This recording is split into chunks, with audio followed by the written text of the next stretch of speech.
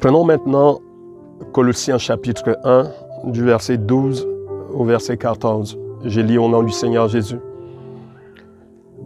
Rendez grâce au Père qui vous a rendu capable d'avoir part à l'héritage des saints dans la lumière et qui nous a délivrés de la puissance des ténèbres et nous a transportés dans le royaume du Fils de son amour,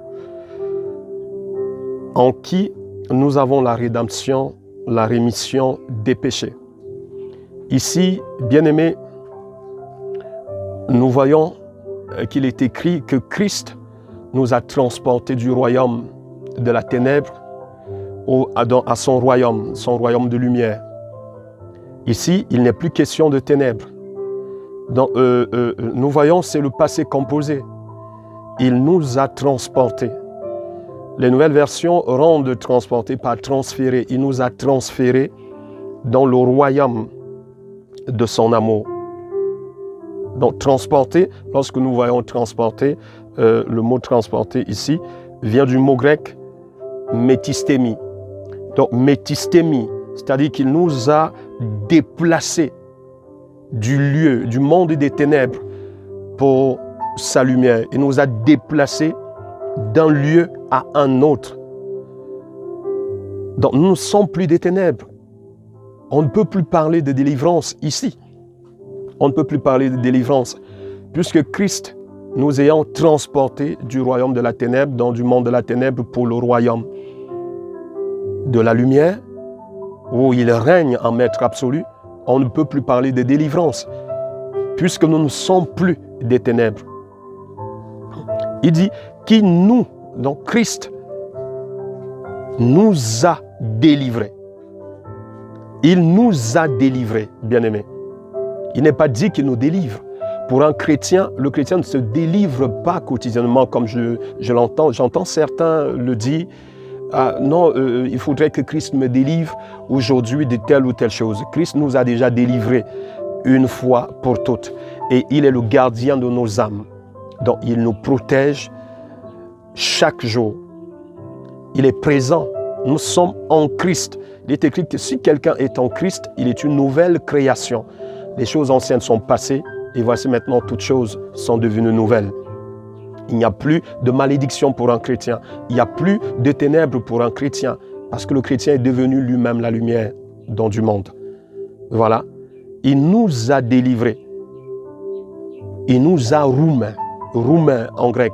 Il nous a délivrés. Donc, tiré à lui. Il nous a tiré à lui. Donc, roumain en grec, c'est tirer en soi.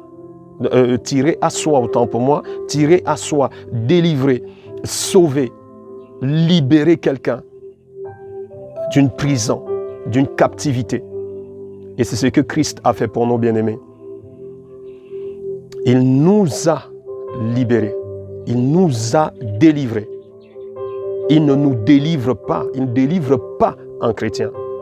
Le chrétien, c'est celui qui est déjà délivré. Nous ici, c'est les chrétiens. C'est nous, chrétiens, nous qui avons accepté le Christ, nous qui avons confessé Christ comme notre Seigneur et notre Sauveur personnel. Donc Christ nous a déjà délivrés de la puissance des ténèbres. De la puissance des ténèbres. Donc nous, un chrétien n'a plus à demander la délivrance.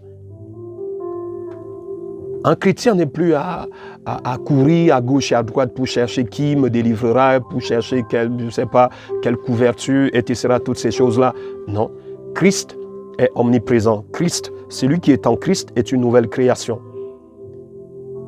Et Jésus-Christ a dit, je ne vous abandonnerai point, je serai avec vous tous les jours jusqu'à la fin du monde.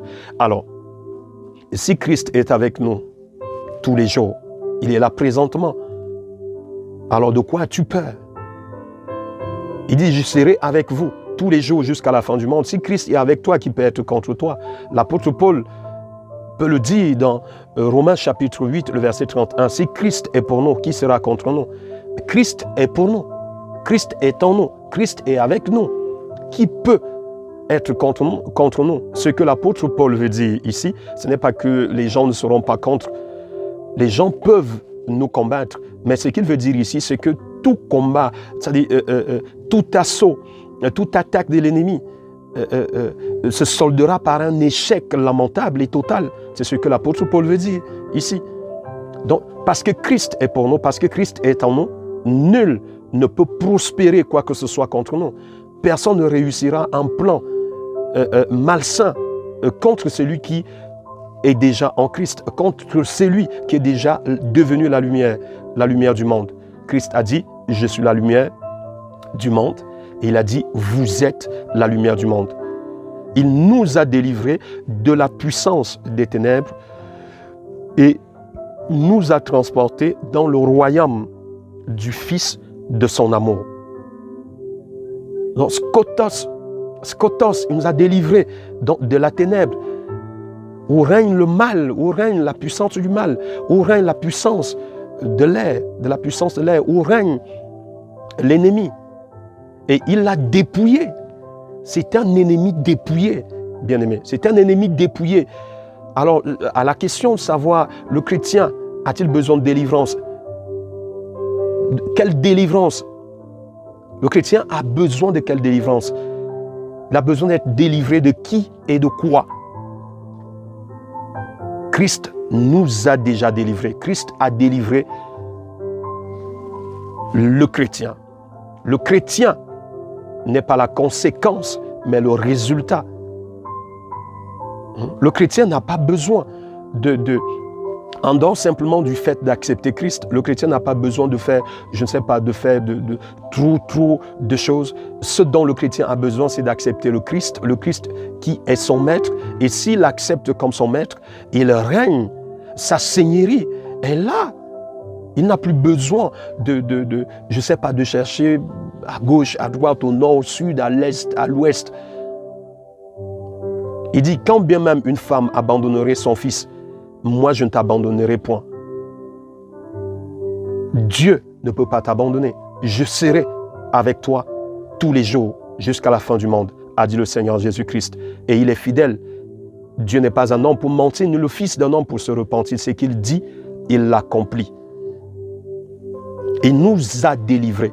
C'est le passé composé. Il nous a délivrés une bonne fois pour toutes. Il ne nous délivrera plus une autre fois. Il nous a déjà délivrés. C'est pourquoi nous sommes en lui. Alors, si quelqu'un est en Christ, il est une nouvelle création. Si quelqu'un est en Christ, bien-aimé, tu es en Christ. Toi qui es chrétien, toi qui as déjà accepté Christ, tu es en lui. Et si tu es en lui, il n'y a point de maladie. Il n'y a pas de démon en Christ. Il n'y a aucun mal en lui. Il suffit d'être convaincu de cela. Tel pense un homme, tel il est. Il suffit de l'accepter. Acceptez-le simplement, bien-aimé.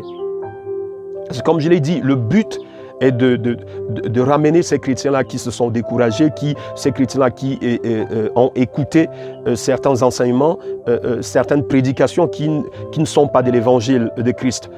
Parce que l'évangile de Christ, notre évangile est supposé rester christocentrique.